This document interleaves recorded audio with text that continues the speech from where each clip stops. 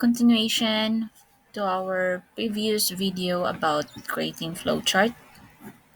So as I have said, if this is the last step to solve the flowchart of this problem, then you need to insert now an end,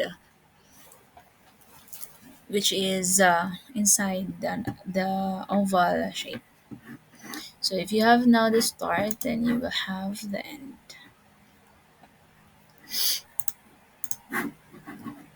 So again, so to answer the problem, create a flowchart that find the average of three numbers entered by the user, then display the calculated average. The steps you have here first is you need to ask the numbers from the user, which is tulo ka buok, dili three nga number nga value, tulo ka buok. And then after niya enter, you need to calculate how to find the average. That's why we have the two formulas here, because to calculate the average, first, unahon nimo ang sum. I-add sa nimo tanan numbers nga gi-enter ni user. And then ayan nimo din siya i-divide sa pila ka buok. Take note nga nag-ask lang mo og numbers gikan kang user. So that's why we are using variables here. Wala ta kabalo unsay mga values adtong tulo ka buok nga numbers. Para safe, you need to use any variable name. Basta tulo lang po. And then you can create another variable name to hold that value or serve as a storage of the sum. And then you need to find the average after that. So katong sum aning tulo, i-divide din sila sa pila sila kabuok, then that would be the average. After you mag-identify sa formula, dahil na rin ka nga step. The last step of this problem is to display the average. So that's why imuhang flowchart, nag-start siya here. Next is nagpa-input siya kang user. So we can indicate here A and B. So let's edit this one.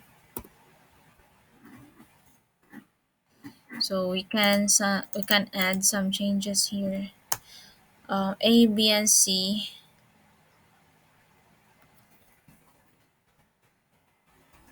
Enter, enter first number. Enter first. Enter second number.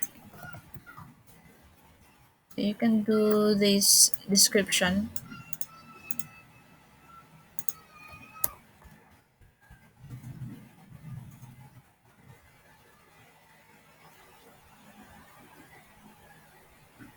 And lastly is enter third number. And then we will indicate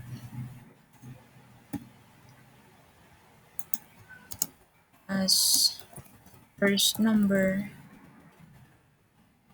B as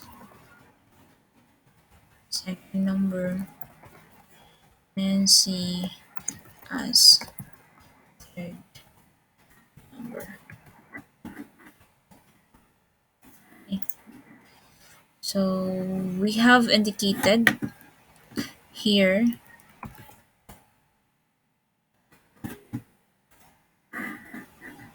we have indicated na atong variable A is our first number, variable B would be the second number, and C would be the third number.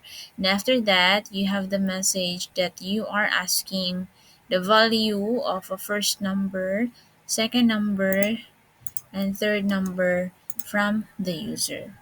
Okay, so that's why we have the input shape. After that, the next process is this one. You need to find the formula to use in order to find the average. So make sure nga kabalo ka unsaon pag-solve sa average para na kay mabutang dari. Kay kung wala ka kabalo unsaon pag-solve sa average, then that would be a problem. So next is, lastly, since wala naman tay angay buhaton pa based on your problem, Then you need to display the last step, which is the average. After that, once wala na is you need to indicate n. Any kind of all flowchart must have an end. Okay, if you have a starting point, then you must have an end point. Not a start, papunta yung end.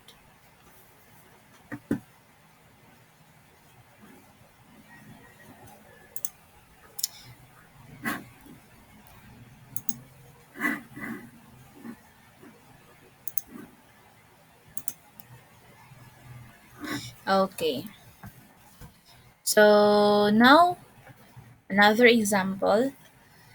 Create an algorithm of finding the area of a rectangle where length and width is entered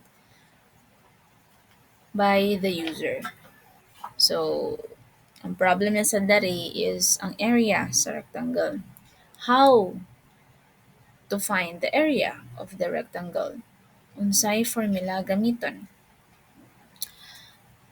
Ang formula gamiton ani would be area is equal to length times width. Okay? So, inani ang formula nga gamiton to find the area of your rectangle. And then, take note, ang length ug ang width given siya sa imong user. So, input. Okay? Sige. So, let's create a flowchart about ani nga problem. First things first, create sa taog oval na shape. Ang pangalan is start. Sunod, ayaw kalimot sa imuhang arrow line, paubos kung asa ang direction. And then, ang atong step 2 is kuhaon ang values sa imuhang length ug ang width. Asa siya kuhaon? Gikan kang user. So, pwede imuhang description na pwede ang masulat dara is enter value for length, enter value for width. Okay. Next step is to indicate now the formula to use when finding the area of your rectangle. So, asa siya nga shape? Okay, calculation man siya. It means a process. So, naa siya sa sulod sa rectangle. Next step is i-display na nimo ang area. So, asa man ni siya nga shape masulod? Display. So, naa siya sa output, which is the parallelogram. Okay? Naa pa ba tayo next step? Yes, ang stop. So, meaning to say, wala na kay other pang process or input and output nga buhaton. Meaning, humana dapat ang program. Then, pag humana, ang imong gamiton is an oval shape nga same sa start. But the description will be end. Okay, so I hope that you have learned something on these basic examples.